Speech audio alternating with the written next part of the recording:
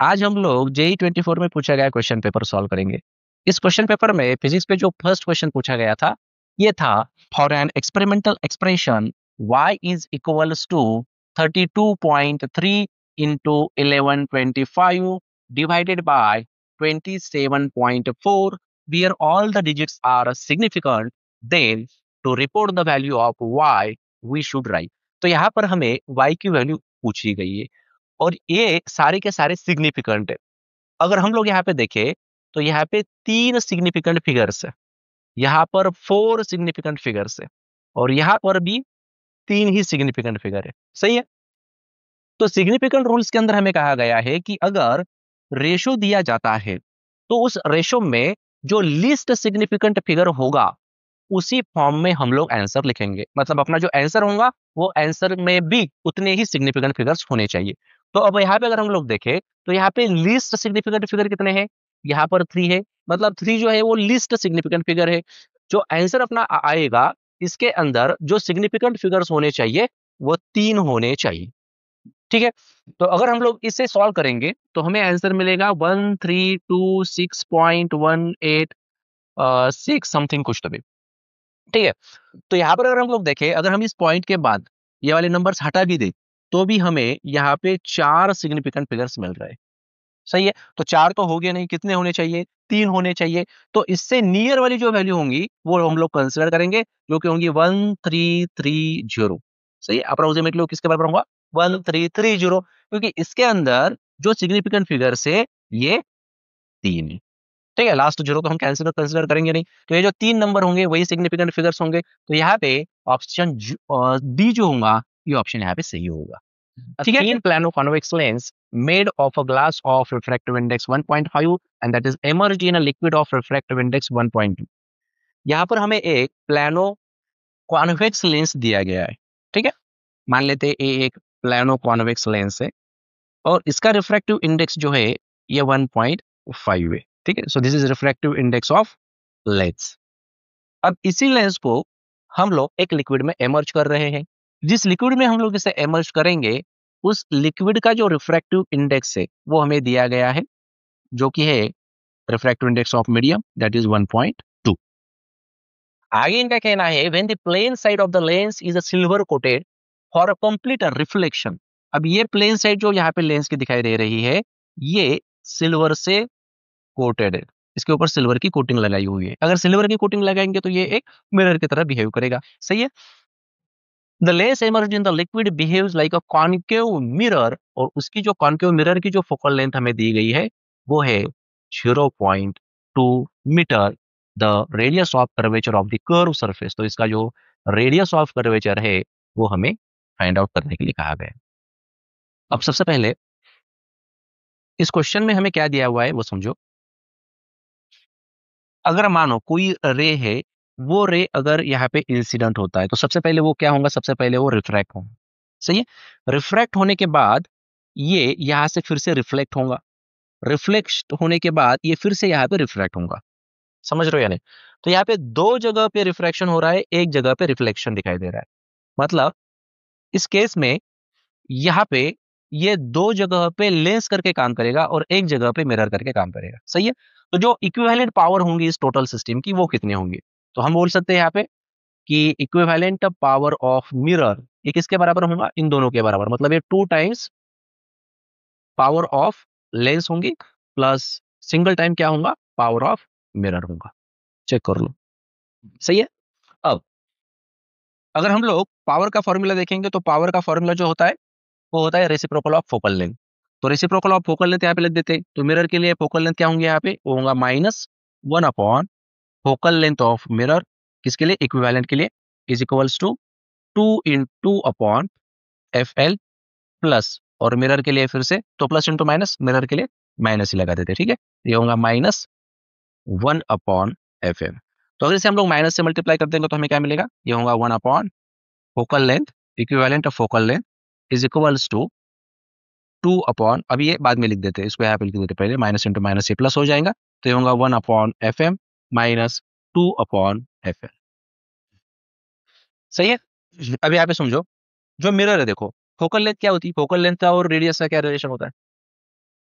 Focal length जो होती है F is equal to R upon two, ये रिलेशन है अपने पास। सही है? तो यहाँ पे हम लोग लिख सकते हैं, देखो 1 अपॉन, अब इक्विवेलेंट के लिए उन्होंने हमें फोकल लेंथ दे दी है। कौन के मिरर की फोकल लेंथ कितनी बोले उन्होंने? 0.2, जो कि माइनस होगा, माइनस 0.2। उसके बाद यहाँ पे देखो 1 upon F M.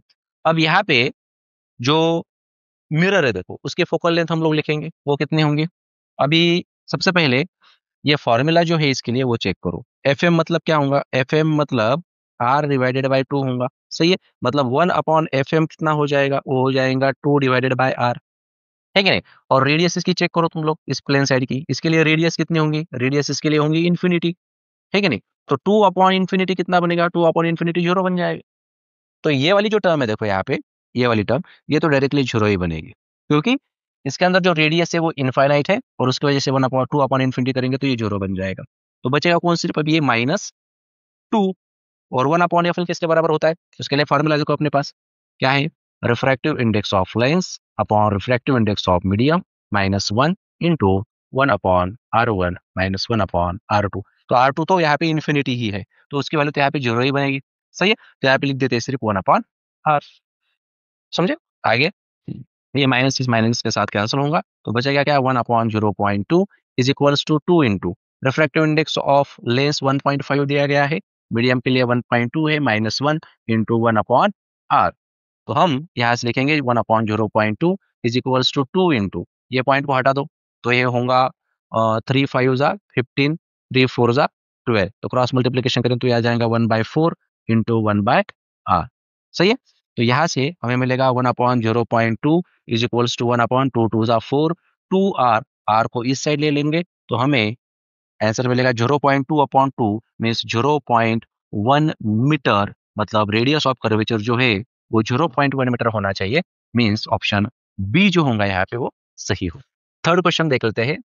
The Young's double slit experiment is performed using a light consisting of 480 nanometre and 600 nanometre. तो यहाँ पे हमें दो वेवलेंथ दी गई है। फर्स्ट है 480 नैनोमीटर और सेकंड है 600 नैनोमीटर।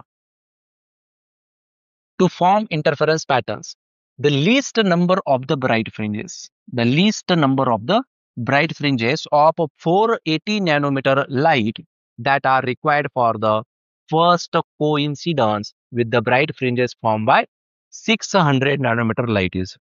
अब सबसे पहले यहाँ पे एक बात समझो, इस फर्स्ट वेवलेंथ की लाइट की वजह से एक ब्राइट फ्रिंज बनेगा। मान लेते हैं इस तरह से, यहाँ पे क्या होगा? यहाँ पे सेंट्रल मैक्सिमा होगा, और यहाँ से कुछ फर्स्ट जो है, मतलब फर्स्ट वेवलेंथ जो है वो 480 नैनोमीटर है, तो उसकी वजह से क्या होगा? उसकी वजह से एक ब्राइट फ्रिंज क्रिएट होगा, और वही ब्राइट फ्रिंज कोइंसिडेंट हो रही है कहाँ पे? जो 600 नैनोमीटर की वजह से जो ब्राइट फ्रिंज बनेंगी उसके ऊपर, मतलब यहाँ पे ये दोनों जो होंगे वो सेम होंगे। सही है? तो देख लेते हैं यहाँ पे, तो Y B one is equals to Y B two. इसके लिए फॉर्मूला क्या होता है अपने पास? ये होता है N into lambda into D upon small D is equals to, ये फर्स्ट के लिए तो यहाँ पे N one lambda one D upon D, ये तो दोनों सेम ही रहेंगे। सही? तो N two into lambda two D upon D लिखते थे, तो यहाँ पे डी अपॉन डी जो है वो कैंसिल होगा, बचेगा क्या यहाँ पे? N one into lambda one is equals to N two into lambda two. So N one into lambda one की वैल्यू उन्होंने दे दी है जो कि है 480 नैनोमीटर, एन टू इंटू ये है 600 नैनोमीटर। तो यहाँ पे N one upon N two अगर हम लोग करेंगे तो हमें मिलेगा 600 डिवाइडेड बाय 480, तो 60 अपॉन 48 करेंगे तो 12 5 जा 60 एंड 12 4 जा 48, तो हमें आंसर मिल रहा है 5/4 जो कि आगे डिविजिबल नहीं है। ठीक है? तो इसमें हमें पूछा गया है लिस्ट, मतलब 480 नैनोमीटर की वजह से, तो वो किसके बराबर आ रहा है? ये आ रहा है 5 के बराबर, एन वन की वैल्यू जो है वो 5 के बराबर आ रही है, मतलब यहाँ पर ऑप्शन डी जो होगा वो सही होगा। नेक्स्ट क्वेश्चन देख लेते हैं। What is the relative decrease in focal length of a lens for an increase in optical power bye 0.1 D from 2.5 D. तो पहले हमें एक लेंस दी गई है जिस लेंस की पावर 2.5 डायोप्टर है, और इसके अंदर अब इंक्रीमेंट हो रही है कितने से? 0.1 डायोप्टर से। अब एक यहाँ पे और एक चीज याद रखना, यहाँ पे वर्ड उन्होंने यूज किया हुआ है बाय, मतलब पहले अगर उसकी पावर 2.5 डी है और अब इसके अंदर इंक्रीमेंट अगर 0.1 डी की हो रही है, तो जो न्यू पावर हमें मिलेगी वो कितनी होंगी? वो होंगी 2.5 2.6 डायोप्टर। ठीक है, तो चलो अभी हमें पता है कि पावर और फोकल लेंथ इसका रिलेशन होता है इनवर्स। सही है, तो F1 क्या होगा, F1 होगा 1/P1। तो पहले पावर कितनी थी उसकी, ये थी 2.5D, तो ये बन जाएगा 1/2.5। सेकंड फोकल लेंथ जो होंगी वो होंगी 1/P2। तो जो सेकंड पावर है वो कितनी होंगी, 0.1 डायोप्टर की इंक्रीमेंट हो रही है, तो होगा 2.6। तो हमें क्या निकालना है, रिलेटिव डिक्रीमेंट निकालनी है। तो इसके लिए क्या लेंगे हम लोग, F2 minus F1 upon F1। तो F2 कितना है, वो है 1/2.6 माइनस 1/2.5 डिवाइडेड बाय 1/2.5। इसका क्रॉस मल्टीप्लिकेशन करेंगे तो क्या मिलेगा, ये होगा 2.5 minus 2.6 minus 0.1 divided by 2.6 into 2.5 divided by 1/2.5। तो ये 2.5 और ये 2.5 यहाँ पे कैंसिल होगा, क्या मिलेगा, हमें मिलेगा -0.1 अपॉन 2.7। ये जो माइनस साइन ये किसे रिप्रेजेंट कर रहा है, ये डिक्रीमेंट को रिप्रेजेंट कर रहा है। ठीक है, तो आंसर होगा अपना, ये पॉइंट को हटा दो तो 1/26। ठीक है, तो 1/26 अगर हम लोग देखें, 1/25 को अगर हम लोग करते हैं तो वो आ जाता है 0.04 के बराबर। तो अप्रोक्सीमेटली 1/26 की वैल्यू भी जो है वो इसके आसपास आएंगी, इसलिए यहाँ पर ऑप्शन ए जो होगा वो सही। नेक्स्ट क्वेश्चन जो है ये काफी इंपॉर्टेंट है। ये क्वेश्चन नीट 18 में भी पूछा गया था और इससे पहले भी ये क्वेश्चन जो है वो पूछा गया है। इस क्वेश्चन में हमें क्या दिया गया है देखते हैं। एक इलेक्ट्रॉन है जिसका मास m है, इसकी इनिशियल वेलोसिटी हमें v naught into I cap दी गई है, मतलब पॉजिटिव एक्स एक्सिस के डायरेक्शन में ये इलेक्ट्रॉन मूव हो रहा है। That enters an electric field. Electric field जो है minus E naught into K cap means minus negative Z direction में ये इलेक्ट्रिक फील्ड जो है वो फ्लो हो रही है। उसके डी ब्रॉगली वेवलेंथ जो है, इनिशियल डी ब्रॉगली वेवलेंथ ये लैम्डा नॉट हमें दे दी है। Then value after time T would be, उसके बाद उन्होंने जो डी ब्रॉगली वेवलेंथ है आफ्टर टाइम टी वो हमें पूछी है। तो सबसे पहले हम लोग यहाँ पे देखते हैं कि एक मानो एक इलेक्ट्रॉन है। ये electron positive X axis direction में मूव हो रहा है, उसकी वेलोसिटी कितनी है, ये है वी नॉट इंटू आई क्या। ठीक है, और जो इलेक्ट्रिक फील्ड हमें दे दी है वो electric field negative Z axis के डायरेक्शन में। तो एक जेड एक्सिस तो इस तरह से होगा, ठीक है नहीं, तो इसके ऑपोजिट पीछे, तो उसको हम लोग इस तरह से ड्रॉ कर लेते हैं। ठीक है, इसको समझना, इस तरह से ही है अंदर की तरफ। ठीक है, ये इस डायरेक्शन में इलेक्ट्रॉन होगा और अंदर के डायरेक्शन में इलेक्ट्रिक फील्ड फ्लो हो रही है। तो ये इलेक्ट्रिक फील्ड की डायरेक्शन है और यहाँ पे इलेक्ट्रॉन है। अब इलेक्ट्रॉन एक नेगेटिव चार्ज है, तो इस इलेक्ट्रॉन पर जो फोर्स एक्ट होगा, जो इलेक्ट्रिक फोर्स एक्ट होगा, वो इलेक्ट्रिक फील्ड के ऑपोजिट डायरेक्शन में होगा। तो इस डायरेक्शन में क्या होने वाला है, इसके ऊपर जो फोर्स है वो एक्ट होगा। अच्छा, फोर्स के लिए फॉर्मूला होता है अपने पास F is equals to Q into E. ठीक है, तो हम यहाँ पे क्या लिखेंगे, क्यू कितना है, क्यू मतलब कौन है, इलेक्ट्रॉन है, और इलेक्ट्रिक फील्ड है अपने पास ई नॉट। ठीक है, अब और एफ किसके बराबर होता है, ये होता है मास इंटू एक्सेलरेशन के बराबर। तो यहाँ से मुझे एक्सेलरेशन मिल जाएगा, वो कितना होगा, वो होगा E into E naught divided by M. ठीक है, अब काइनेमेटिक इक्वेशन देखो अपने पास, v is equal to U plus A T. तो ये कौन से एक्सिस के अलॉन्ग है, जेड एक्सिस के अलॉन्ग। तो v is equals to along Z axis, u कितना होगा, इनिशियली 0 होगा। एक्सेलरेशन की वैल्यू हमने निकाली है जो कि है e into E naught divided bye m into T. तो मुझे जेड एक्सिस में जो वेलोसिटी है वो मिल जाएंगी, जो कि होंगी e into E naught into T divided by m। ठीक है, अभी जेड एक्सिस में अपने पास वेलोसिटी है और एक्स एक्सिस के साथ भी वेलोसिटी है, तो इसका रिजल्टेंट निकालो, दोनों वेक्टर ही है, ठीक है नहीं। तो v कितना होगा अपने पास, यहाँ पर v हमें मिल जाएगा under root of V naught square plus, इसका स्क्वायर कर देंगे तो ये होगा e into E naught divided by T into T divided by M bracket square. तो ये होगा अपना नेट वेलोसिटी। ठीक है, अब देखो एक बात यहाँ पे समझो, उन्होंने जो इनिशियली हमें डी ब्रॉगली वेवलेंथ दी है वो कितनी है, वो है लैम्डा नॉट। अभी अपने पास एक फार्मूला होता है, देखो lambda is equal to E H upon P हम लोग लिखते हैं। तो ये lambda naught is equal to E H upon P मतलब कौन, मास इनटू वेलोसिटी। तो ये डी ब्रॉगली वेवलेंथ इनिशियली अपने पास है, हमें आफ्टर टाइम टी क्या निकालना है, जो डी ब्रॉगली वेवलेंथ है वो निकालना है। तो हम लोग बात करेंगे लैम्डा डैश की, तो लैम्डा डैश क्या होगा, ये होगा E H upon P dash. तो यहाँ पे E H upon M into V. तो वी तो हमने यहाँ पे निकाला हुआ है, इसको लिख देंगे, तो ये होगा M into V under root of V naught square plus E square into E naught square into T square divided by M square.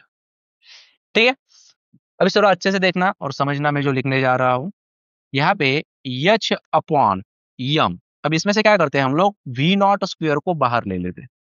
ठीक है, वी नॉट स्क्वायर अब ये रूट में अगर मैं इसे बाहर ले लूंगा तो ये आ जाएगा वी नॉट ओनली। तो अंदर कौन मिलेगा, हमें अंदर बचेगा अंडर रूट ऑफ, यहाँ पर होगा 1 plus E square into E naught square into T square divided by M square into V naught square. सही है, क्योंकि वी नॉट के साथ ये वी नॉट कैंसिल हो जाएगा। और H upon M into V naught किसके बराबर है, चेक करो। H upon M V naught किसके बराबर है, ये तो लैम्डा नॉट के बराबर है। मतलब लैम्डा डैश जो हमें मिलेगा वो होगा lambda naught divided by under root of 1 plus E square into E naught square into T square divided by M square into V naught square. तो अगर हम लोग यहाँ पर ऑप्शन देखेंगे तो lambda naught upon 1 plus T square E naught square into E square divided by M square into V square, इसका मतलब ऑप्शन ए जो होगा वो यहाँ पर सही होगा।